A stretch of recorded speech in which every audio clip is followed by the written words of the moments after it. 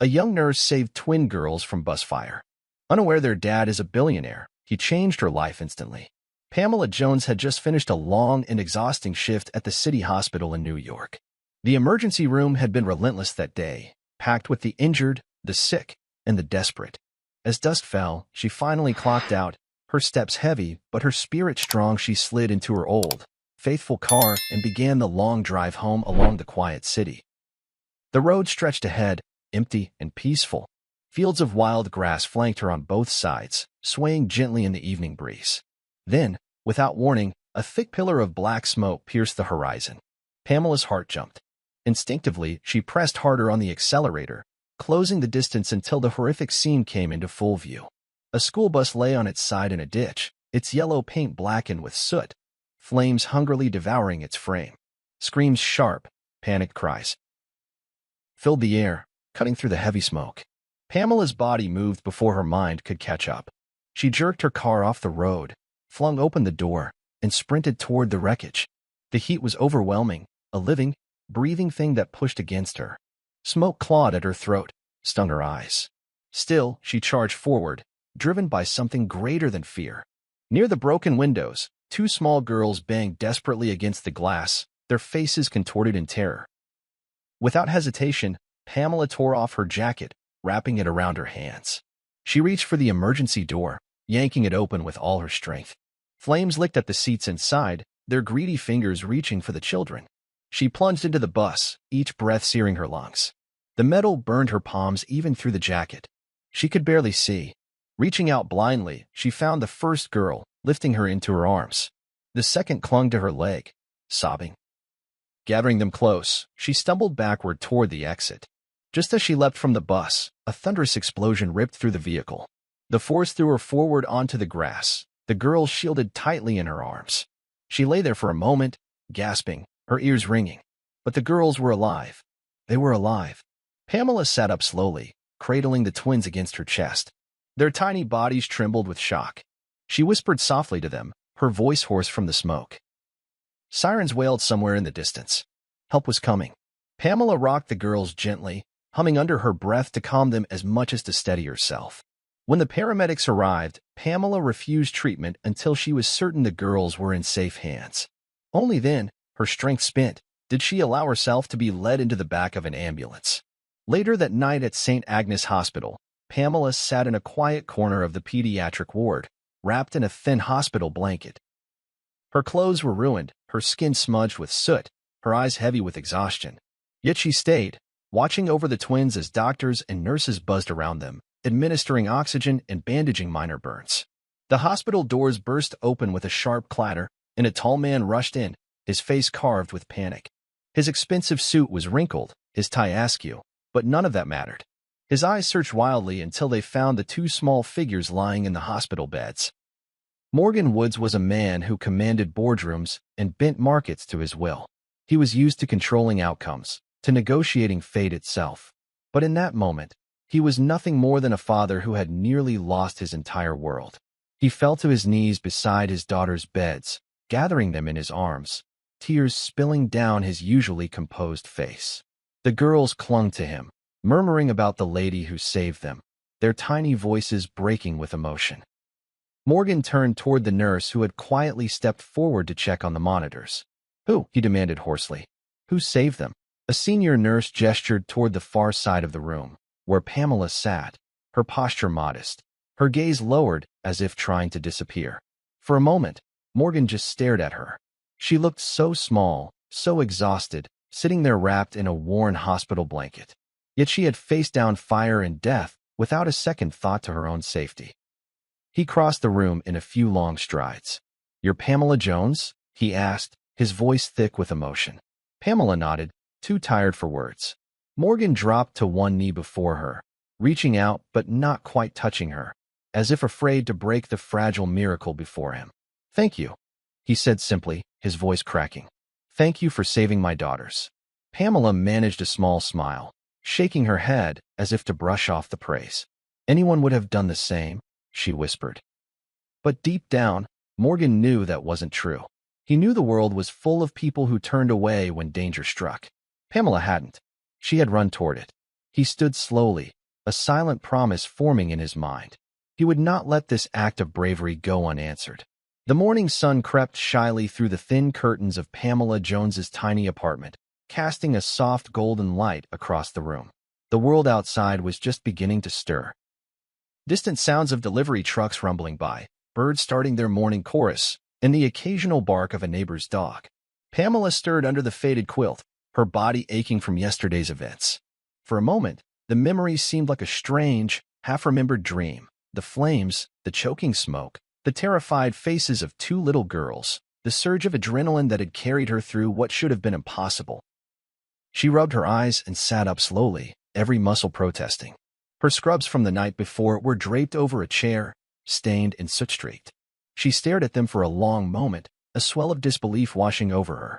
Had she really done that? A sudden knock at the door broke her reverie. Startled, she glanced at the clock. It was barely 7 a.m. Who could possibly be visiting at this hour? Pulling her robe around her, she padded to the door. When she opened it, she found no one standing there, only a large bouquet of pristine white lilies resting gently against the frame, and a thick envelope tucked carefully among the stems. The sweet scent of the flowers enveloped her as she bent down to pick them up, the dew still clinging to the petals.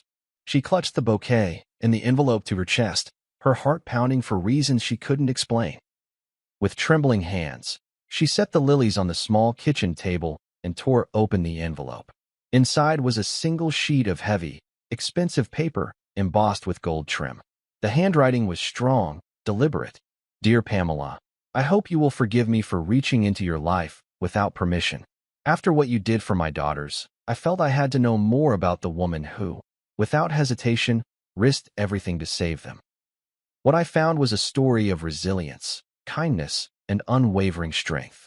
I learned about the long hours you work, the sacrifices you've made, and the dreams you have placed on hold time and time again. No one should have to bear so much weight alone. It is with the deepest gratitude and admiration that I tell you. Your debts have been paid in full. Your student loans, your medical bills, everything. Consider them a closed chapter. Furthermore, I have arranged for you to receive a full scholarship to the medical school of your choice. The world needs more healers like you, and you deserve the chance to fulfill the dreams you have fought so hard for. Lastly, I would be honored if you would accept the position of Executive Director at the newly established Woods Healthcare Initiative, a foundation dedicated to providing care for underserved communities. It would be yours to shape, to lead, to make real and lasting change. Whatever your decision, please know that you have already made an indelible mark on my life and the lives of my daughters. You are, and always will be, part of our family. With deepest thanks, Morgan Woods. Pamela stared at the letter, reading it again and again as if her eyes could not be trusted. Tears welled up, blurring the words, and before she could stop herself, sobs broke free from her chest. She sank into the kitchen chair, the lilies leaning toward her as if offering comfort. No one had ever done anything like this for her. In her 27 years, she had learned to expect nothing, to build a life from grit and scraps. Dreams were things she tucked away in secret corners of her heart, pulling them out only when she could afford to hope. Now, they were no longer dreams. They were possibilities. Pamela pressed the letter to her heart, letting the emotions wash over her.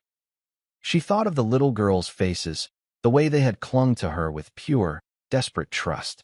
She thought of Morgan Woods, a man who could have easily thrown money at a problem and moved on, but instead had taken the time to see her, truly see her. For the first time in a long while, Pamela allowed herself to imagine a future she had once deemed impossible. A future where she could finish medical school, become a doctor, and heal not just bodies, but entire communities. A future where she could live without the constant, crushing fear of financial ruin. The sun climbed higher, bathing the apartment in warm light. Pamela wiped her tears away and smiled through the lingering emotion. Today, everything was different. Today, everything was possible. Pamela spent the rest of the morning reading the letter over and over again, still half convinced she might wake up from the dream. Every so often, she would glance at the bouquet of lilies and feel another fresh wave of gratitude and disbelief. By noon, she finally gathered the courage to call the number listed at the bottom of the letter. The line rang once before being picked up. Pamela, a deep, warm voice greeted her immediately. "It's Morgan." She swallowed hard.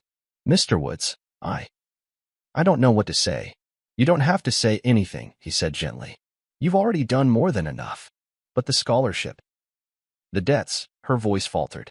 I can't accept all that. You can't, Morgan said firmly. And you should. This isn't charity, Pamela. This is gratitude. A life debt, if you will. You saved my daughters. I can never repay that. But I can try to honor it by helping you achieve everything you deserve. Silence stretched between them, filled only by Pamela's unsteady breathing. Please, Morgan added softly. Let me do this. Pamela closed her eyes. In her heart, she knew this wasn't about pride. It was about faith in herself, in the good that still existed in the world. All right, she whispered. Thank you. Thank you so much. Morgan's relief was palpable. You'll be hearing from my assistant about the paperwork. But take your time. Rest. Heal. And know you have a family here whenever you need one. Family. The word wrapped around her like a warm blanket. Pamela ended the call with tears streaming down her face once more. But this time, they were tears of joy. The days that followed felt like stepping into a new life. Lawyers contacted her with documents confirming her debts had been erased. Medical schools sent acceptance letters, not just any schools, but some of the finest in the country. Packages began arriving at her apartment. Textbooks, study guides, a brand new laptop. An invitation arrived for a formal dinner where Morgan would introduce her as the new executive director of the Woods Healthcare Initiative. Pamela found herself swept into a world she had never imagined, a world where doors that had always been shut in her face now swung open with welcoming arms. But through it all, she stayed grounded. She volunteered extra hours at the local free clinic. She visited the hospital where she had first met the twins, checking in on old patients and new ones. She remembered who she was and where she came from, and she carried those roots with her into every new room she entered. The night of the dinner arrived, and Pamela stood before the mirror in a simple, elegant dress Morgan's assistant had helped her pick out. Her hands trembled slightly as she adjusted the small silver pendant around her neck, a gift from the twins, engraved with the words, "Forever Grateful." She thought of her parents, long gone, who had taught her to work hard and love fiercely. She thought of every sleepless night, every lonely meal, every whispered prayer for just one break. Tonight, she would not stand alone. As she entered the grand ballroom, heads turned. Pamela walked with quiet dignity, her heart pounding, but her chin lifted high. Morgan stood at the far end of the room, flanked by his daughters, who waved excitedly when they spotted her. Morgan smiled. A smile full of pride, full of warmth. He took the stage and spoke of that fateful day, of the woman who had given him back the two most precious parts of his soul. When he introduced her, the crowd rose to their feet, the applause thunderous. Pamela stepped up, her voice steady, her spirit ablaze. She spoke not of tragedy, but of hope, not of heroism, but of kindness. The greatest thing we can do, she said, her voice carrying to every corner of the room, is to see each other. To see past wealth, past titles, past circumstance, and recognize the human heart in front of us. That is how we change the world. That is how we heal. The room fell silent, the weight of her words sinking deep. And in that moment, Pamela knew that she was exactly where she was meant to be. Not because someone had saved her, but because someone had believed in her, and because she had never stopped believing in herself. 2 weeks passed in a dreamlike blur for Pamela Jones. Each morning, she woke to a world she hardly recognized, a world that now called her doctor in training, director, leader. Each night, she fell asleep with a heart fuller than she had ever thought possible. Yet with every passing day, her resolve only deepened. She knew that this gift, this opportunity, was not just hers to enjoy. It was a responsibility. It was a call to action. And now, standing backstage at the grand opening ceremony of the Woods Foundation Medical Initiative, Pamela felt the weight and wonder of that call settling warmly around her shoulders. She smoothed her hands down the simple, elegant navy blue dress she wore, one chosen not for its price tag, but for the confidence it gave her. Her hair, usually swept up in a hurried bun after long shifts, now cascaded in soft waves around her face. A stagehand gave her a nod. It was time. Pamela took a deep breath, steadying herself. She thought of the long road behind her, the endless nights studying by flickering lamplight, the sacrifices, the silent prayers uttered when the world seemed impossibly heavy. And she thought of the moment everything changed. A burning bus, two small hands clinging to her own, the searing heat at her back as she carried them to safety. That single moment, born of instinct, not thought, had set into motion a future she hadn't dared to imagine. As she stepped out onto the stage, a hush fell over the grand hall. The guests gathered in rows of polished wood chairs, every seat filled. Doctors, philanthropists, students, politicians, faces she recognized from headlines and news reports, all here to witness the birth of something new. But Pamela's eyes sought only two faces among the crowd. Near the front, nestled between polished oak railings, sat two small girls. Identical smiles lighting up their faces, their little feet swinging above the floor in excitement. Beside them sat Morganwood's, regal yet warm, his proud gaze never leaving Pamela. His hands rested lightly on the girls' shoulders, as if grounding them and himself in this moment. Seeing them, Pamela's nerves melted away, replaced by something deeper. Purpose, gratitude, a fierce, shining joy. She approached the podium, her step sure, her heart steady. The microphone adjusted itself quietly, but Pamela barely noticed. She stood tall, scanning the faces before her, hundreds of people waiting to hear her speak, yet she felt no fear. Instead, she felt as though she were speaking to friends, to family. She smiled softly, then began. 2 weeks ago, she said, her voice clear and strong, I was just Pamela Jones, a nurse, working long shifts, chasing a dream that often felt just beyond my reach. A gentle ripple of emotion moved through the room. I lived paycheck to paycheck. I studied in borrowed time between shifts. And sometimes, she paused, her throat tightening just slightly. I wondered if any of it would ever be enough. She let the honesty hang in the air. Then, one night, everything changed. That night, I was not thinking about scholarships or foundations or future titles. I was thinking about two little girls trapped in a bus engulfed in flames. I was thinking about getting to them, about pulling them free. Nothing else mattered. She let that truth shine pure, undiluted. What I didn't realize was that by saving those two lives, my own life would be changed forever. She glanced briefly at the twins, who beamed up at her, innocent and full of life. Today, because of the generosity and vision of Morgan Woods and his family, I stand before you not just as a survivor of circumstance, but as someone empowered to change circumstances for others. A murmur of admiration stirred the crowd. The Woods Foundation Medical Initiative is not just a dream for me, Pamela continued, her voice gaining strength. It is a dream for all of us who believe that healthcare should not be a privilege for the few, but a right for everyone. Through free clinics, scholarships, mobile hospitals, and outreach programs, we will bring hope where there was none. We will heal not just bodies, but hearts, families, communities. Because when you invest in health, you invest in futures. Her gaze swept the room, catching the eyes of students, doctors, parents. I am living proof of what happens when someone believes in you. When someone reaches out a hand and says, you matter. Your dreams matter. A few audience members wiped away tears discreetly. And so, to every person sitting here today, to every future patient we will serve, know this. You are seen. You are valued. You are not alone. Pamela paused, her heart full to overflowing. And to Morgan Woods, she said, her voice thick with emotion, thank you. Not just for saving my future, but for giving me the chance to pay it forward 1,000 times over. She smiled at him. A small, private smile, full of gratitude too large for words. This is only the beginning, Pamela finished, her voice steady and sure. Together, we will build a future where every life matters. Where every story has a chance to be rewritten, just like mine. The applause began slowly, soft, heartfelt, and then it grew, swelling into a standing ovation that filled the hall with thunderous sound. Pamela stood for a moment longer, absorbing it all, her hands lightly gripping the sides of the podium. She thought of her parents. She thought of late nights and lonely mornings.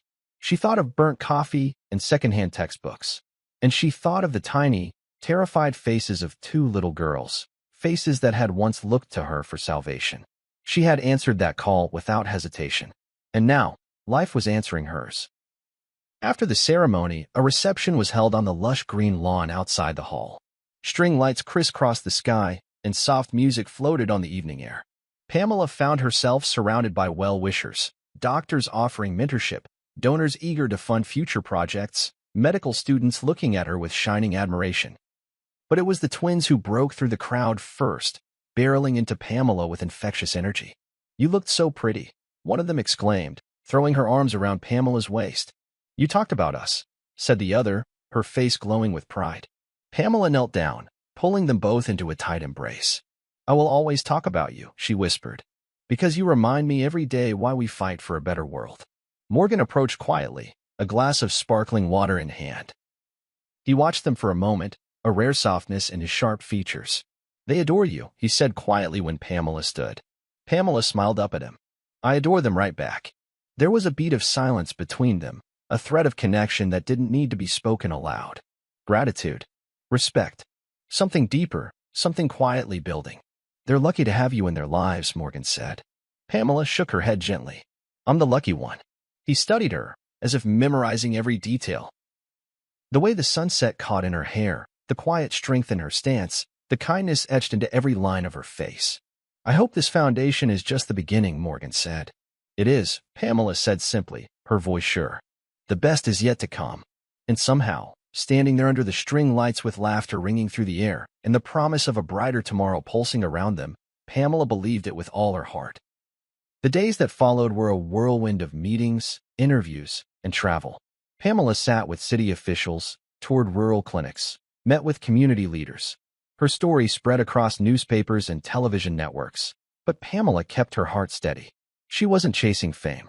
She was chasing change. Every child who received free vaccinations, every elderly woman who found care at a local clinic, every student who was given a scholarship to nursing school, these were the real victories. Each one was a ripple in the pond, stretching farther and wider than Pamela could have ever imagined. Sometimes, late at night, when the world was quiet, Pamela would sit by her window with a cup of tea and watch the stars well overhead. She would think about how one small act of courage, one moment of stubborn hope, had changed the course of not just her life, but countless others. And she would smile, the lilies Morgan had sent still blooming on her kitchen table, a constant reminder of how far she had come. She had once been a tired nurse on a lonely road, unsure if dreams were anything but dust. Now, she was something more. She was a builder of futures, a mender of broken things, a believer in miracles because she had lived one, and she had no intention of stopping now. If you enjoyed this story, ensure to like and subscribe and share. Drop your thoughts about what you feel about this story and how it all ended, and also rate the story on a scale of 10. Also drop the location of where you are watching from. Stay tuned for more amazing stories coming your way.